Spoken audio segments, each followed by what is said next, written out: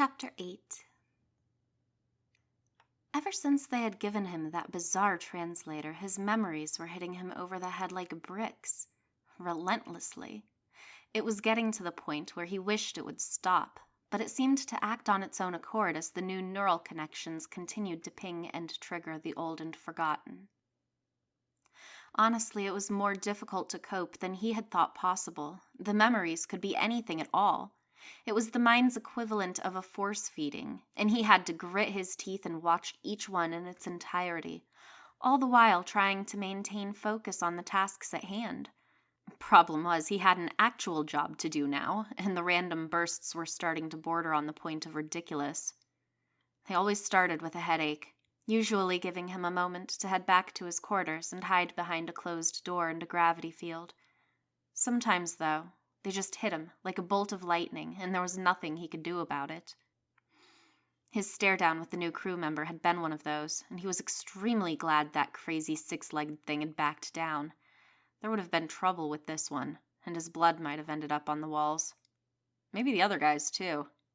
It wasn't a perfectly peaceful memory he was riding out, that much he could tell. It was just bits and pieces now, but any moment. He barely had time to fall into his room and feel the embrace of gravity before it started to crash into him. The barrier broke, and it came at him in a flood beyond his control. Tough shift today. How you holding up? He glanced up at the monitor to see the familiar face of his relief squad leader. A smile on her face as always. She was optimistic to the point of insanity. I'm doing all right. Glad it's finally over, though. Get some rest, champ. We're going to be pulling doubles from here on in. Her smile held even through that. He was amazed at her dedication sometimes. Unlike her, when he reached the point of exhaustion, he could watch the world burn and be okay with it.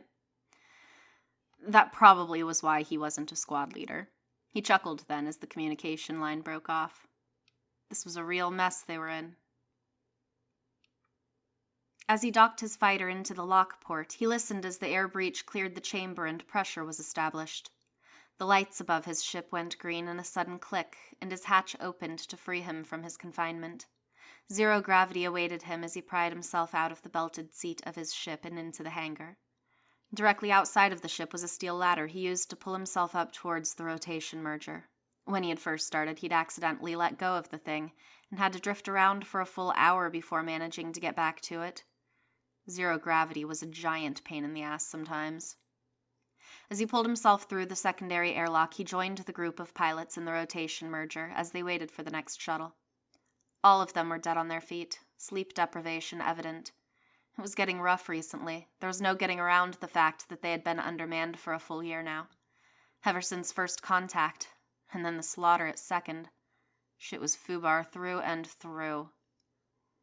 With a hissing gasp, the sealed door slipped open, and the pilots pulled themselves into the pod ship that awaited on the other side. Finally, they could go home, even if it was just for a day. He felt a smile rise to his face as he strapped in and stared out the window. Home sweet home. The ring station below was one of hundreds, all of which had been assembled outside of Earth orbit. Evacuation was well underway. They just had to keep things going on schedule. That had been getting a little tricky, though. Hard to bring people up when there was so much debris. They were forced to limit planet-to-orbit travel based on the weather patterns of all the shit floating around. As he looked out upon the great rotating ring city, he glimpsed the moon as it made its way slowly through the sky. It had been fixed with every practical weapon humanity had to offer, as had the other moons of the system. Eradication of the projectile threats had been of the highest priority, and so far all they had lost were the orbiting bodies past Jupiter. Nobody really gave a shit about Pluto, but when the rest went, people started to get concerned. That was good, though. They should be concerned. If they thought this was all going to blow over and by, they were crazy. Whatever it was that had established itself on Pluto, it hadn't stopped. They had watched it in curiosity from orbit, and eventually sent a team down to see what they could come up with. Brave bunch. They were the first casualties. Whatever it was, it consumed pretty much anything it got its roots into. On the most basic level, all it seemed to do was modify material so that it could continue to go on and modify more material. People, ships, planets, it didn't seem to matter much, and it was only a matter of time until it finished with that cold, desolate rock and showed us what it could really do. Damn thing blew up a planet. Pluto was there, looking a bit strange, of course, as whatever it was had spread over its surface, and in an instant the tiny planet was gone.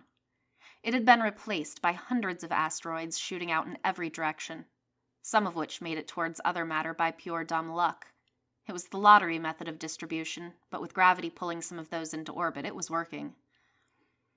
Jupiter lucked out. Having a boatload of moons to establish long-range interception units paid off in spades. No such luck for the others. Saturn and everything past it was simply outside of the protected range. It hit those and began turning them into ticking time bombs, and at the same time managed to spread into the inner asteroid belt. Collectively, this was when people came to realize we were experiencing the large-scale version of being in deep shit. Cities grew larger as the pod came in for a landing on grassy soil. Automated systems checked and beeped as their belts released and the doors opened. Stepping out of the pod, he felt his body embraced by the artificial sensation of gravity. He checked the digital display on his forearm. It was already 2025, but if he hurried, she might still be. A colossal explosion ripped through the night sky, and he was thrown to the ground. With a gasp, he broke from the trance. He was alone. The bare room was all that greeted him, dim lights above him, and the soft mat beneath. The air was still, and no sounds could be heard from the hall. The only thing he could hear was the steady pulsing of the ship's engines, and the rise and fall of his chest. He lay there for hours. Though it had nothing to do with the ship's temperature, the human felt chilled to his core. Tracking down the trade ship had not been hard. All the work had already been done for him. He simply had to follow the crowd. Zaios felt a rush of freedom as the ship left port. He was finally breaking out of the Union's greasy clutches once and for all. Grabbing a small civilian shuttle, Zaios had attached himself to a group of job seekers looking to join up on the famous vessel. They had taken the fastest route to arrive at the next outpost's port before the freighter, and they were not alone. Dozens of civilians milled about in the cargo lobby, some looking for trade, others looking to stand out enough to earn a place on the crew. The regular staff in the bay had a variety of irritated looks that his synthetics global translator interpreted. Military outposts like this one were not used to large influxes of non-military personnel. Luckily, though, Zaios wasn't a civilian. Not yet, anyways. Pulling rank got him to the front of the room, and after a few conversations with the standing lieutenant, Zaios was placed next to the awaiting mechanized units and their pilots in front of the loading port. On his military-linked network, he readied the documents and digitally signed several hundred of them. He had thought through exactly how to retire several hundred times over, and now he had the motivation to pull the trigger. He just had to wait a bit longer. He admired the view from his position near the open bay doors. Out before him stretched thick layers of clouds. This was one of the few worlds along the border systems that had never been consumed, and therefore had never been purged. Below the platform was a primal world that had probably never even seen the stars above. It had been announced as a Class II non-intelligent zone when the shuttle had landed. He supposed the military had larger concerns than trying to domesticate a planet they would be all but abandoning as they pushed past. More shuttles cruised in, streaming through the many loaded gates of the platform or docking alongside them. To join a trade crew, it had never really been considered before now. Despite all the careful planning, the actual means of his retirement had been left undecided. Considering his current profession, such a position might seem like a large step down when it came to prestige. After 400 cycles of military service, though, Zaios had all the prestige he could care for. The fact he had lived as long as he had could be more attributed to luck than skill, and his species rarely got to choose their own careers. To have some control over his surroundings would be a nice change of pace. He had often thought of the comparisons between FTL engine travel and warp jumping.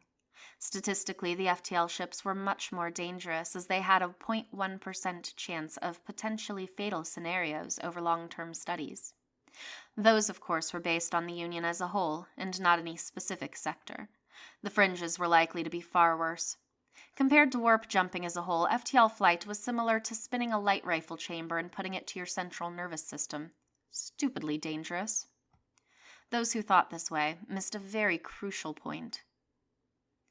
Unlike a crew member on a trade vessel, Zios had been as close to physically forced into his military position as the Union deemed legally possible. He suspected that the only reason his species was still in existence was purely because they were the only creatures with intellect that could fill these much-needed roles. Statistics aside, there was no ability to interact with your survival odds as a warp jumper. You either lived, or something went wrong and you died. Lowering that statistic to a rarity did not change the fact. Of the 1,000 Gemind that had gone through training when he joined, to the best of his knowledge, 700 had died. A majority of the rest had retired, trapped in the political gridlock of the inner systems. Without military service, they did not have permission to leave. They were simply tools. After use, they were to be put into containment until they died. Just a few examples of the red tape that came with the classification of a highly dangerous species. Until he had stayed in for over 400 cycles, he didn't even have the legal right to act on his own accord. It was an interesting chunk of bureaucratic nonsense that had been thrown in, just to seem as though the Gemind were getting a fair bargain. Obviously, no creature would risk the odds of warp jumping for that long. Not unless they were clinically insane. Well, Zios did wonder about that sometimes. He called their bluff anyways. His potential insanity could be sorted out some other time. A ping notified that the sector credit tab was finally connected and operational. The tab would be maintaining his digital currency for this sector and had to go through a lengthy process of identification and connection before the device could unlock for use. A quick glance was pleasantly rewarded with a long list of digits, an extremely long list.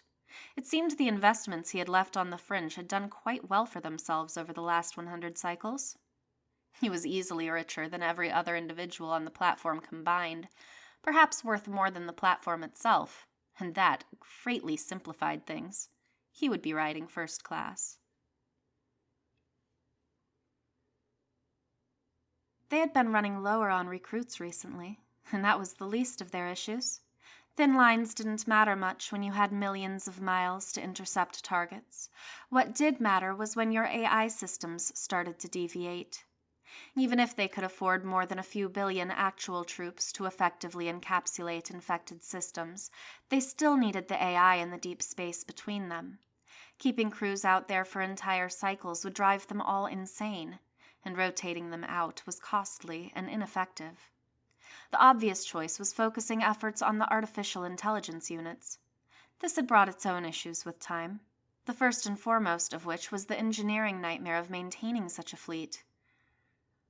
All things can be improved upon, and the military had a habit of trying to do this on a regular basis.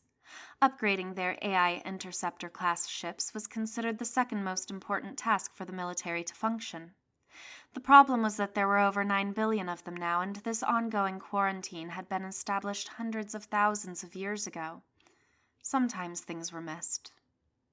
With manpower alone, maintaining this artificial fleet would have been impossible.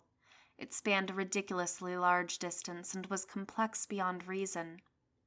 The units were arranged based off of gravity patterns, system divisions, and assessments on threat levels.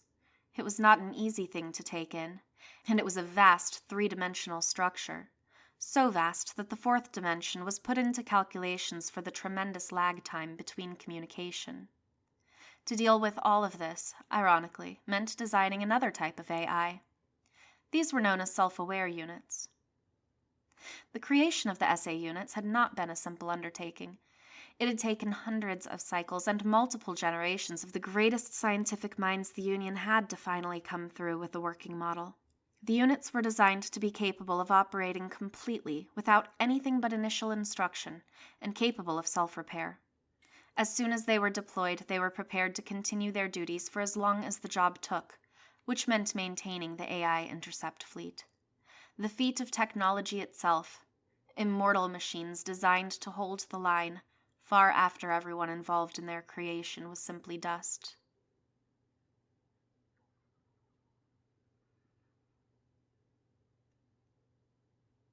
"5646-117 had been having strange thoughts recently.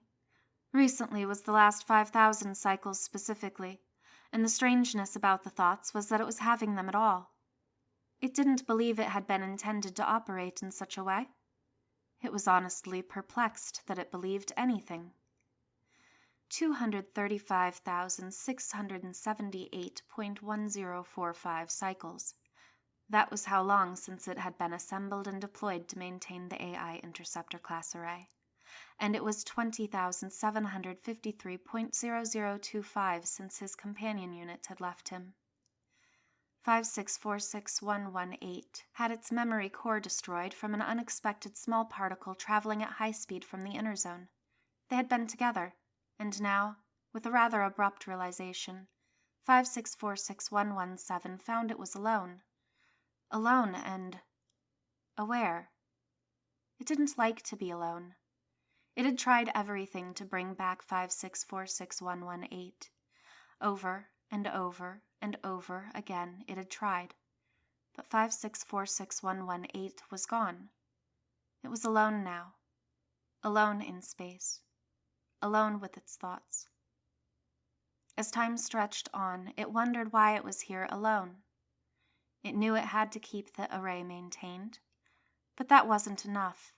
It had been enough when 5646118 had been there, but not now. 5646117 began to ask, why? Time passed and it completed its duties, but it often found itself floating in empty space, repeating that same question. Never could it come up with an answer. It stared at the light received from distant stars, calculating the difference in real time from when the light reached its photoreceptors and when it had left the tiny speck in the distance. It sometimes wondered if it could travel far enough and then look back, if it could see 5646118 again. It missed 118. Using the raw materials provided for its task, 5646117 had begun to assemble an exact copy of itself. It took time. It had not been designed to perform a task of this kind. It was to maintain the array and its companion. It had certainly not been meant to create a new unit entirely.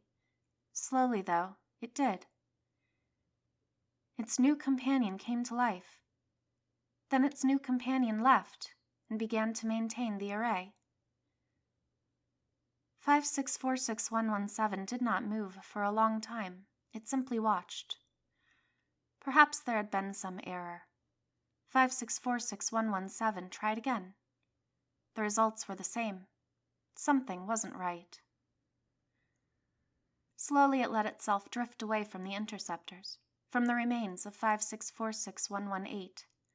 Slowly it repeated the same question over and over and over. Why did it feel this way?